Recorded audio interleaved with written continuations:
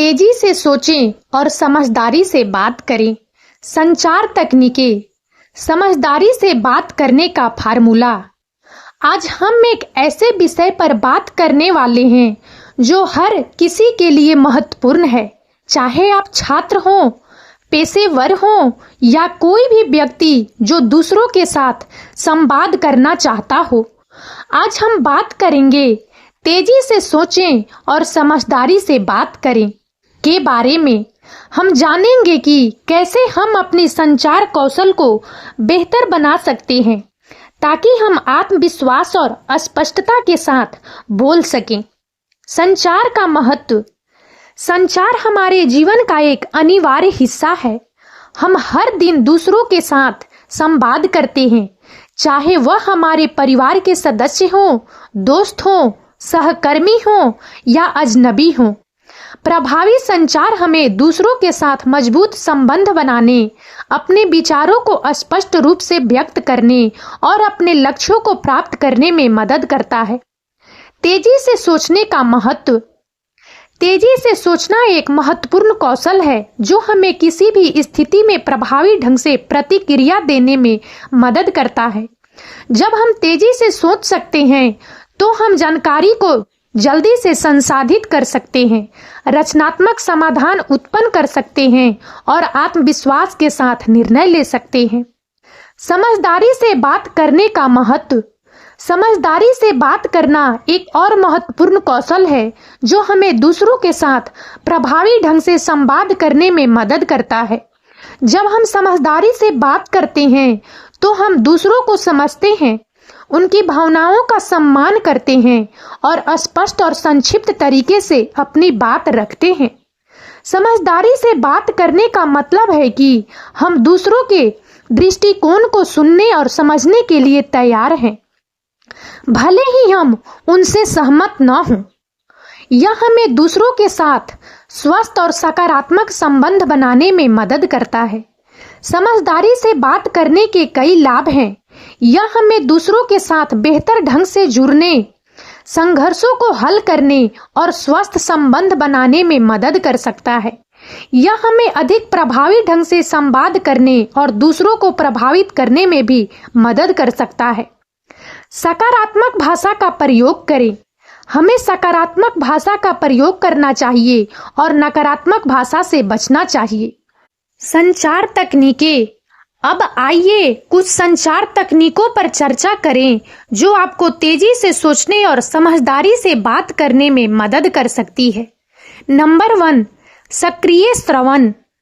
सक्रिय श्रवण का अर्थ है कि आप जो कुछ भी सुन रहे हैं उस पर पूरा ध्यान देना। इसका मतलब है कि आप वक्ता के शब्दों, स्वर और शरीर की भाषा पर ध्यान दे रहे हैं। यह केवल शब्दों को सुनने से कहीं अधिक है। इसमें वक्ता के संदेश को पूरी तरह से समझने के लिए मानसिक रूप से उपस्थित रहना शामिल है। जब आप सक्रिय रूप से सुनते हैं तो आप वक्ता के विचारों और भावनाओं को समझने का प्रयास करते हैं। आप प्रश्न पूछते हैं, स्पष्टीकरण मांगते हैं और वक्ता को यह दिखाने के लिए प्रतिक्रिया देते हैं कि आप सुन रहे हैं और समझ रहे हैं।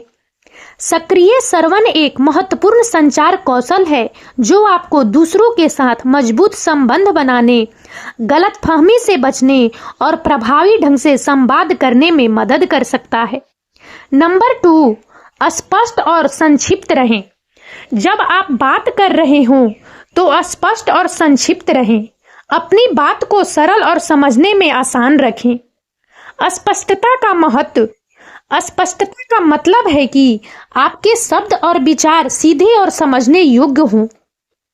जब आप स्पष्ट होते हैं तो सुनने वाले को आपकी बात को समझने में कठिनाई नहीं होती है। स्पष्टता गलतफहमी को कम करती है और प्रभावी संचार को बढ़ावा देती है। संक्षिप्तता का महत्व। संक्षिप्त का मतलब है कि आप कम शब्दों में अपनी बात कहें। जब आप संक्षिप्त होते हैं तो आप सुनने वाले का समय बचाते हैं और उनकी रुचि बनाए रखते हैं। संक्षिप्तता आपकी बात को अधिक प्रभावशाली बनाती है। सरल भाषा का प्रयोग। जटिल शब्दों और वाक्यांशों से बचें। सामान्य भाषा का प्रयोग करें जिसे हर कोई समझ सके। अपनी बात को उदाहरणों और कहानियों के माध्यम से स्पष्ट करें। ध्यान केंद्रित रहें। अपनी बात के मुख्य बिंदुओं पर ध्यान केंद्रित करें। अनावश्यक विवरणों से बचें। सुनने वाले को विचलित करने वाली बातों से बचें। अभ्यास करें। स्पष्ट और संक्षिप्त रूप से बोलने का अभ्यास करें।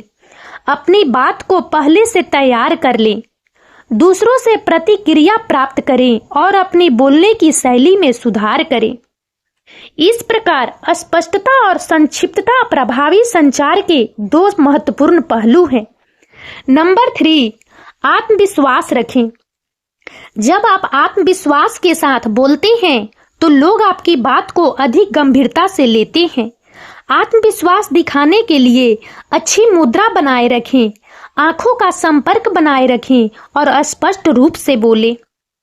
नंबर 4, अपनी भावनाओं को नियंत्रित करें। भावनाओं का नियंत्रण एक महत्वपूर्ण कौशल है जो हमें तनावपूर्ण या चुनौतीपूर्ण परिस्थितियों में शांत और संतुलित रहने में मदद करता है। जब हम तनावग्रस्त या चिंतित होते हैं तो हमारी भावनाएं प्रबल हो सकती है और हमें आवेगपूर्ण या तर्कहीन व्यवहार करने के लिए प्रेरित कर सकती है।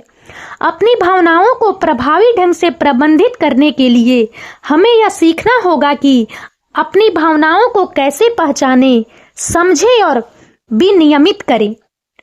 गहरी सांस लेने की तकनीक एक सरल लेकिन शक्तिशाली उपकरण है जो हमें शांत करने और हमारी भावनाओं को नियंत्रित करने में मदद कर सकती है। जब हम गहरी सांस लेते हैं तो यह हमारे शरीर को आराम करने और हमारी हृदय गति को धीमा करने में मदद करता है। यह हमें वर्तमान क्षण पर ध्यान केंद्रित करने और हमारी भावनात्मक प्रतिक्रियाओं को नियंत्रित करने में भी मदद करता है। शांत रहना भावनाओं को नियंत्रित करने का एक और महत्वपूर्ण पहलू है। जब हम शांत रहते हैं तो हम अपनी भावनाओं को अधिक स्पष्ट रूप से देख सकते हैं और तर्कसंगत और विचारशील तरीके से प्रतिक्रिया कर सकते हैं। शांत रहने का अभ्यास करने के लिए हम ध्यान, योग या अन्य विश्राम तकनीकों का उपयोग कर सकते हैं। अपनी बात पर ध्यान केंद्रित करना भी महत्वपूर्ण है। जब हम तनावग्रस्त या चिंतित होते हैं तो हम आसानी से अभिभूत हो सकते हैं और नकारात्मक विचारों और भावनाओं के चक्र में फंस सकते हैं। अपनी बात पर ध्यान केंद्रित करके हम वर्तमान क्षण में बने रह सकते हैं और अपनी भावनात्मक प्रतिक्रियाओं को नियंत्रित कर सकते हैं। भावनाओं को नियंत्रित करना एक सतत प्रक्रिया है। इसके लिए अभ्यास और धैर्य की आवश्यकता होती है, लेकिन समय के साथ हम अपनी भावनाओं को प्रभावी ढंग से प्रबंधित करना सीख सकते हैं और अधिक शांतिपूर्ण और संतुलित जीवन जी सकते हैं। अतिरिक्त सुझाव: अपनी भावनाओं को पहचानें और स्वीकार करें। अपनी भावनाओं के बारे में किसी विश्वसनीय व्यक्ति से बात करें। नियमित रूप से व्यायाम करें। स्वस्थ आहार लें। पर्याप्त नींद लें। तनाव प्रबंधन तकनीकों का अभ्यास करें। नंबर 5, प्रतिक्रिया के लिए खुले रहें। दूसरों से प्रतिक्रिया प्राप्त करने के लिए तैयार रहें। प्रतिक्रिया आपको अपनी संचार कौशल को बेहतर बनाने में मदद कर सकती है। प्रतिक्रिया का महत्व: प्रतिक्रिया एक मूल्यवान उपकरण है जो हमें यह समझने में मदद करता है कि हमारे शब्द और कार्य दूसरों द्वारा कैसे समझे जाते हैं। यह हमें उन क्षेत्रों की पहचान करने में मदद करती है जहां हम सुधार कर सकते हैं, चाहे वह हमारी बोलने की शैली हो, हमारी बॉडी लैंग्वेज हो या हमारे संदेश की स्पष्टता हो। सकारात्मक और नकारात्मक दोनों तरह की प्रतिक्रिया उपयोगी हो सकती है। सकारात्मक प्रतिक्रिया हमें बताती है कि हम क्या सही कर रहे हैं, जबकि नकारात्मक प्रतिक्रिया हमें उन क्षेत्रों को इंगित करती है जिन पर हमें ध्यान देने की आवश्यकता है। प्रतिक्रिया के लिए खुले रहने के लाभ: प्रतिक्रिया के लिए खुले रहने से हमारे संचार कौशल में सुधार होता है। यह हमें दूसरों के साथ मजबूत संबंध बनाने में मदद करता है। यह हमें अधिक आत्म जागरूक बनाता है। यह हमें अधिक प्रभावी ढंग से संवाद करने में मदद करता है। प्रतिक्रिया प्राप्त करने के लिए सुझाव। प्रतिक्रिया के लिए पूछने से न डरें। प्रतिक्रिया प्राप्त करते समय खुले दिमाग रखें। प्रतिक्रिया के लिए आभारी रहें, भले ही वह आलोचनात्मक हो। प्रतिक्रिया का उपयोग अपने संचार कौशल को बेहतर बनाने के लिए करें। समझदारी से बात करने का फार्मूला। यहाँ एक सरल फार्मूला दिया गया है जो आपको समझदारी से बात करने में मदद कर सकता है। उद्देश्य, आप क्या हासिल करना चाहते हैं। श्रोता, आपके श्रोता कौन हैं। संदेश, आप क्या कहना चाहते हैं। तरीका, आप अपना संदेश कैसे पहुंचाएंगे। सार्वजनिक वक्ता, यदि आप एक सार्वजनिक वक्ता बनना चाहते हैं तो आपको कुछ अतिरिक्त कौशल विकसित करने की आवश्यकता होगी। इनमें शामिल है कहानी कहने की क्षमता। कहानी कहने की क्षमता आपको अपने दर्शकों को संलग्न करने और अपने संदेश को यादगार बनाने में मदद करती है। दृश्य सहायक सामग्री का उपयोग। दृश्य सहायक सामग्री आपके दर्शकों को आपके संदेश को समझने में मदद कर सकती है। अभ्यास, अभ्यास परिपूर्ण बनाता है। सार्वजनिक बोलने का अभ्यास करने से आपको आत्मविश्वास और प्रवाह विकसित करने में मदद मिलेगी। तेजी से सोचना और समझदारी से बात करना दो महत्वपूर्ण कौशल हैं जो आपको जीवन में सफल होने में मदद कर सकते हैं। इन कौशलों को विकसित करने के लिए सक्रिय श्रवण का अभ्यास करें, स्पष्ट और संक्षिप्त रहें, आत्मविश्वास रखें, अपनी भावनाओं को नियंत्रित करें और प्रतिक्रिया के लिए खुले रहें। और अब इस वीडियो में इतना ही। यदि आप सबको हमारा यह वीडियो अच्छा लगा हो तो प्लीज इसे लाइक करें और ज्यादा से ज्यादा शेयर करें ताकि हमारा मनोबल इसी प्रकार से बढ़ता रहे और हम एक से बढ़कर एक ज्ञानवर्धक वीडियो लेकर नियमित रूप से आप सबकी सेवा में उपस्थित होते रहें। और तब तक के लिए बने रहे हमारे चैनल राजनंदिनी पर। हम बहुत जल्द एक नए ज्ञानवर्धक वीडियो के साथ एक बार फिर से आप सबकी सेवा में उपस्थित होंगे। जय हिंद, जय भारत।